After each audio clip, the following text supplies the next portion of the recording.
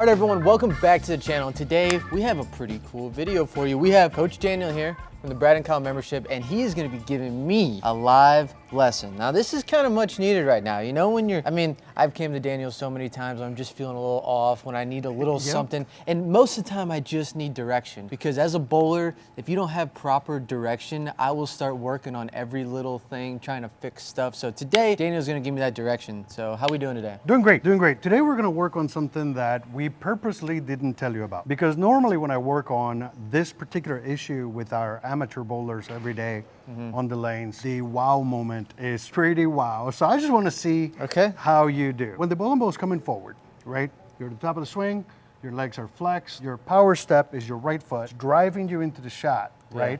But the bowling ball has to come through. So that right leg has to collapse, and get out of the way. Sometimes a lot of bowlers have a tremendous amount of friction being provided from the right foot. Our bowling shoes, as most of you know, right, they're right-handed. So your bowling shoes are right-handed, left side slides, right side has a grip, like a tennis shoe.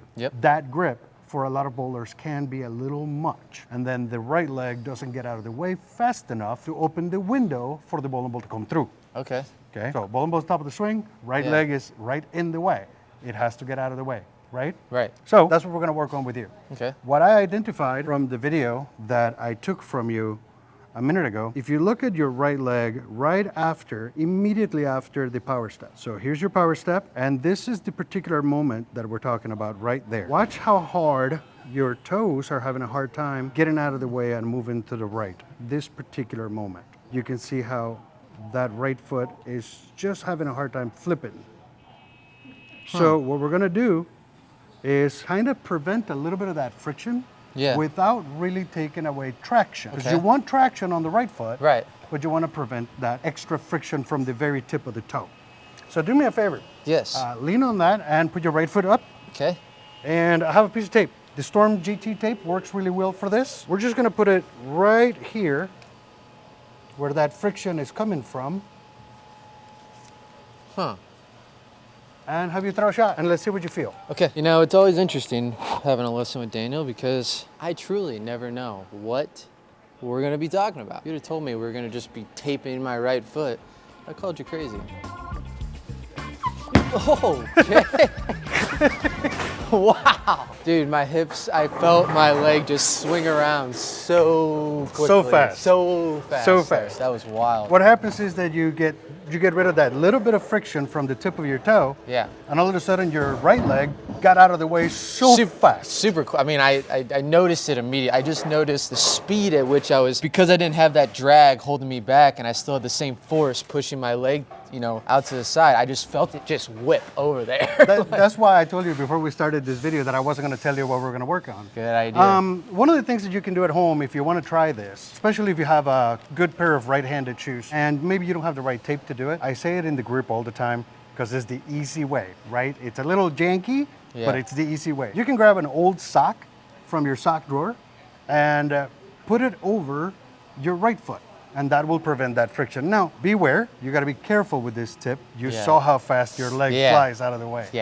I immediately, because it was so fast, it caused me to be like a little unstable because it's a brand new feeling. So I would definitely suggest taking the first couple pretty slow. Take the first couple of shots pretty slow. It's important also that you realize that this is not something we should do to bowl every day, right? We're not asking for you to go to your league or your tournament with a sock over your right foot. The point is you gotta feel it. You gotta feel your right leg getting out of the way quickly and opening up that slot for the bowling ball to come through. I want to try another one. You want to try another one? I got. Now that you know what you're looking for. I have to. Like after that first feeling, I gotta see what this is all about here. Wow. You now have a bigger window of opportunity to do what you want with the bowling ball at the bottom of the swing because you have more space. That's what I'm trying to feel is like that slot. What does that slot feel bigger and how does it feel? Because you got to gain the trust of like, all right, I'm not going to fall over. Like, because it is crazy. I did not think, you know, you put that on there, I'm like, that's not going to do anything. Like, well, what is that? I literally thought that. And the fact that it gets the right foot out of the way so much quicker is wow. That's crazy. It's kind of like the little tip I showed you before with the coins in the shoe, but maybe that's another video for another day. I think that's we have to leave a little bit to, you know, to tease. That's but true. that's a really good tip. That's a good one. That one, when we did it at the clinic, was amazing. Now, so the whole idea of getting this right leg out of the way quicker is so that the ball can fall into the slot. Correct. Right. So if this leg isn't getting out of the way fast enough, that's going to cause our swing to have to redirect essentially. Well, you have to go around that right leg you if it's not. You have to go if around. it's not it. out of the way quickly. Yeah. Gotcha. So that's essentially what we're doing. Mind if I try one more? Oh, absolutely. I want to try to throw a good one now that I got a couple in me that feel different. We're just creating a bigger slot at the bottom. Wow. Dang, dude, I'm gonna have to have this tape on my hand more often. It was weird, like I feel like here I have just so much room to like let my hand go through Such a the bigger ball. window, right? Just a bigger window. Like sometimes it just feels like that window is very small. Like I gotta hit it just fine. But man, that leg got out of the way so much quicker, and I just felt like there's just more room for me to just rip through the bowling ball. It almost feels like somebody freed you up. Yeah, no, Yeah. exactly.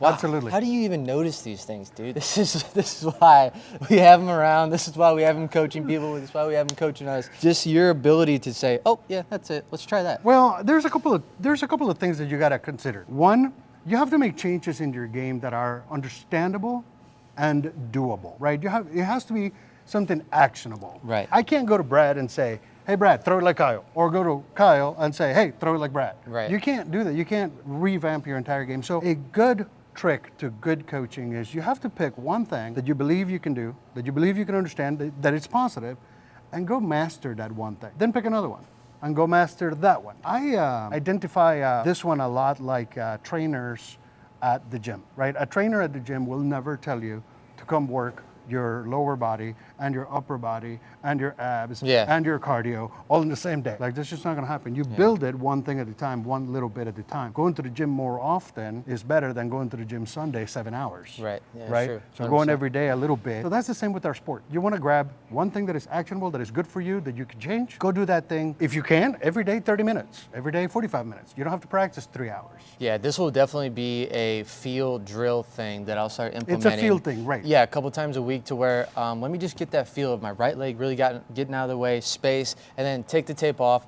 try it in my actual approach, and just try to replicate that feel the best I can. Absolutely. That's the way to go. Well, there you have it, guys. A live lesson with Coach Daniel here. And guys, we are so blessed to not only have him as our coach, but have him as a coach in the Brad and Kyle membership, because I promise you, as a player, when a coach can give you a piece of advice that you're able to really create a different feel using a piece of tape that made me have a different feel. Not just telling you, hey, do this, making you feel something different is so crucial in trying to improve your game. Yeah, when I'm coaching, I like to play a game of connect the dots. Most of the time what you're doing has become subconscious. Right. You're not thinking about it. So what we want to do is connect the dots, connect the mind to the piece of the body to the part of the body we're working with. And being able to connect those two really helps you identify where is it that you need to be working on and where to feel it. Sometimes tape, sometimes a towel, sometimes a weight on the left wrist. Yeah. Remember, Brad? Those type of things really help.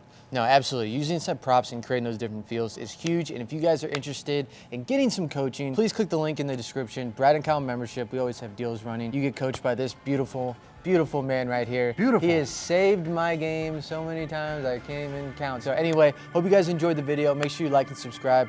We'll see you in the next one. Thank you.